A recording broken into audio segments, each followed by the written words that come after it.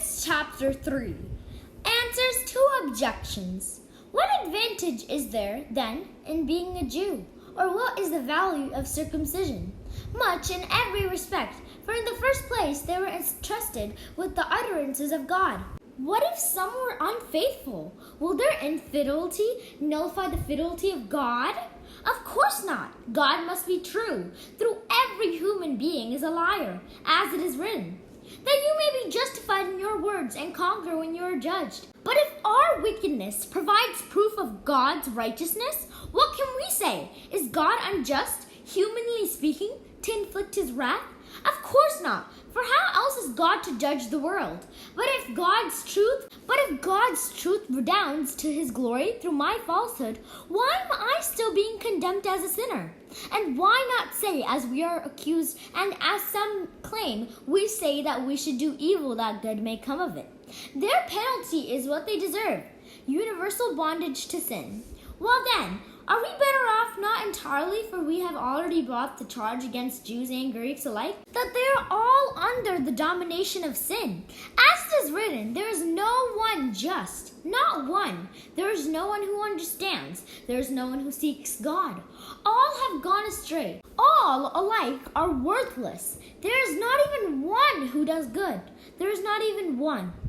Their throats are open graves. They deceive with their tongues. The venom of asp is on their lips. Their mouths are full of bitter cursing. Their feet are quick to shed blood. Ruin and misery are in their ways, and the way of peace they know not. There is no fear of God before their eyes.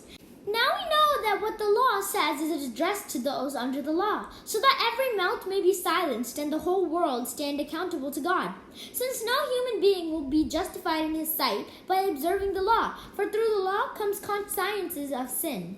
Justification through faith in Christ. Justification apart from the law. But now the righteousness of God has been manifested apart from the law, though testified to by the law and the prophets, the righteousness of God through faith in Jesus Christ for all who believe. For there is no distinction. All have sinned and are deprived of the glory of God.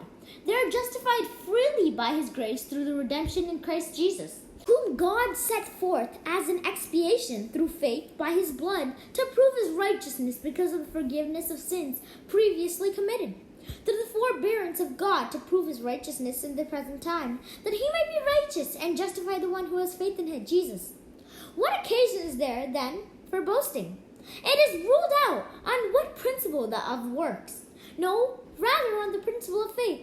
For we consider that a person is justified by faith apart from works of the law. Does God belong to Jews alone? Does he not belong to Gentiles too? Yes, also to Gentiles. For God is one, and will justify the circumcised on the basis of faith and the uncircumcised through faith. Are we then annulling the law by this faith? Of course not. On the contrary, we are supporting the law.